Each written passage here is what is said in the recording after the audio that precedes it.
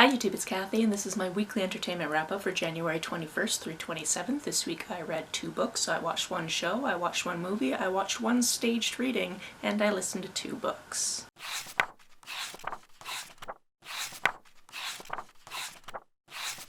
If you were here for last week's weekly entertainment wrap-up, you know that I'm filming this one day early. I usually film and upload on Sundays, but I'm filming this on Saturday to upload on Sunday because on Sunday I'm flying to France. So, you know, I'll just be a wee bit busy. Chad and I are going on another one of our 3-month trips, and this one will include France, the UK, and as we found out the other day, we're gonna spend a week in Italy. Last time we did this, I had all the intention of doing all of the travel vlogs and then kind of cut off pretty quickly once we got sick for the first time in 3 years.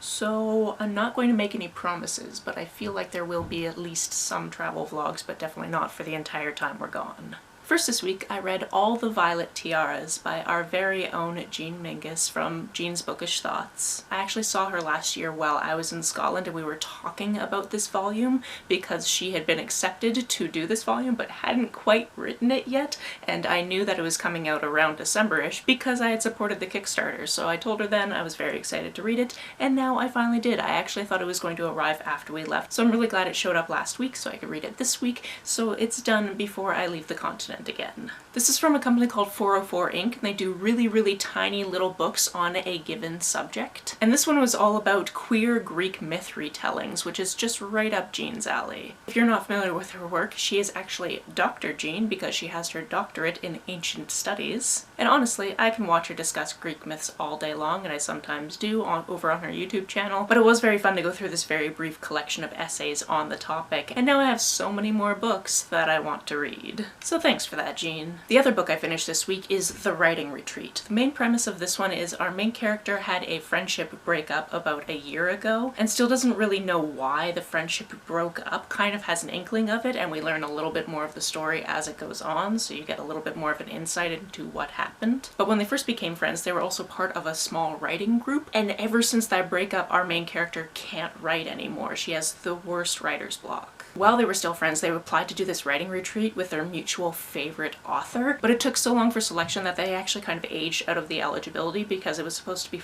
a writer's retreat for women under 30, and they've just recently passed 30, so they were like, well, I guess we don't get to go. However, one of their mutual friends' publicist actually knows Rosa's publicist, and she submitted a couple of their short stories, and both of them are now going to this retreat. It's a very small retreat. It was only supposed to be 4 candidates, and now it's 5 candidates because both of them got in, and they're going to have to float around each other in this situation, as well as trying to impress the person whose writing they've loved for years. And then, of course, because this retreat is at a mansion in the middle of nowhere, things go sideways. This one had some fun elements. Obviously, I can't really tell you too many of the things that happen kind of after that introduction because I don't want to wreck anything for you, but obviously these characters are all trying to write stories. People are there who have alternative motives, and we also get to see a little bit of the story that our main character starts writing interspersed into this text, which has to do with the house that they're at itself, because every single old mansion has a story to tell. I can't say that I'm 100% behind everything that happened in this book, but it kept me guessing and it kept me entertained. On to what I watched this week. Drum roll please for the one show I watched this week. Of course, it was Taskmaster. We finished the 11th season and we watched the first couple of episodes of the 12th season. It's coming to the point where we're very soon going to run out of Taskmaster, which is going to be very sad because it's very entertaining. However, I'm pretty sure that they are currently filming or still casting for the 17th series, so there will be more eventually. It's not like it just ends, but will run up to what's out at some point. I'll say what I usually say, this is delightful, it's entertaining, it's so easy to just sit down and watch and laugh at different things, and I adore it. The one movie I watched this week, although we might watch something tonight, and if we do I'll just tell you about it next week, is Ava. I had never heard of this movie before, but my roommate recently found a list of femme fatale movies and has just been going through them, which is badass and wonderful, and that's what this is. This is about a character who is paid to kill people, and sometimes she likes to talk to them to try to figure out what they probably did to get to the point in their life where somebody is hired to kill them, and she doesn't always get an answer. Throughout this we also get to learn a lot of her backstory and how she ended up in a job like this, and of course there are tons of amazing action sequences when things go sideways and she just needs to beat up a bunch of people so she can get out of a situation. I can't remember the name of the main actress, mostly because I don't think I've seen any of her work before, or if I have I didn't know her name, but this movie also has John Malkovich and Common and somebody else, Colin Farrell, in it. And yes, it seems very weird that I can name the men but I can't name the women in this movie, and that kind of makes me feel bad, but again, I've seen things from these people before and I haven't seen things from her before, to my knowledge. However, she was great. She brought a lot of depth to this character, and seeing the backstory. Oh, and this also had Gina Davis in it, who plays her mother, which was great to see because I haven't seen her in anything for a while. Definitely entertaining, and just the way it ends, I'm like, are we going to get a sequel? Because I would be okay with that. I'm also okay with it just ending where it ended and us using our imaginations to figure out what's next for this character. Onto a category that I don't think I've ever included it in a weekly entertainment wrapped up. I went to a staged reading. A friend of mine from university wrote a play. I did the front of house, basically letting people into the theater space so we could watch this staged reading. And it was called For Children. It's based around Passover, and it's all about this family coming together for a reason that not all of them know about ahead of time, and then just seeing the generational trauma of things that are happening and different dynamics within the family. I'm mostly telling you about this so I can have bragging rights and say, look, look, look, I saw it the first time it was performed, when it becomes really, really famous, because it is an outstanding piece of theater. It was also very interesting to be watching it because I could tell certain things about a particular character that I was like, oh, I've seen my friend Alicia be exactly like that before. And I could see my friend in certain characters, and I could see other people I know that we both know in certain characters. She is also potentially working on changing it into a mini-series, so if that ever gets picked up, I will definitely tell you about it because I will be so proud of her, but regardless, I am so proud of this thing that she created. As for the books I listened to this week, one of them was This Winter. This takes place over pretty much just one calendar day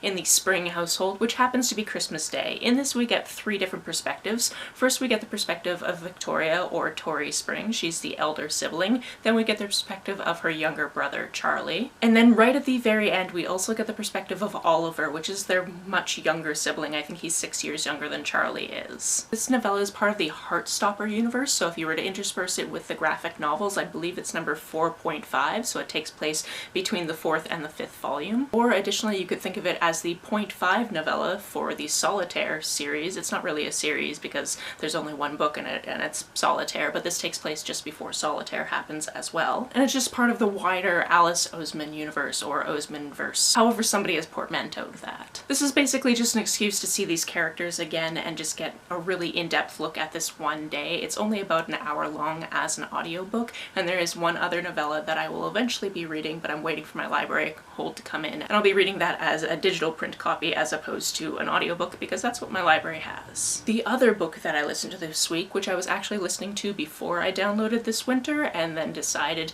to read This Winter just in case I didn't get through this one in time to talk about it this week, is called Time Shelter. This one is actually translated from Bulgarian, and this one is one of those books where I would probably have to consume it a few more times to really get the bulk of the interesting thought out of it. Essentially, this character meets a very strange character in about the 1980s, and they have some discussions about time and memory, and then they kind of meet up over the course of time, and he also becomes kind of this literary figure that our main character writes. And this guy that he's occasionally writing or meeting up with, or both, depending on how you look at the book, because it can be interpreted in many different ways, decides to make these clinics where they can bring people into the past. So the entire floor might be the 1960s or the 1970s, and it's completely decked out in things from that era. So people who are losing their memory, be it from Alzheimer's or other conditions, can go there and kind of live in a time frame where they might be more comfortable. But then this idea explodes outwards, and suddenly there's towns that are doing this, and then the whole European Union is trying to have a referendum to figure out exactly when they should be living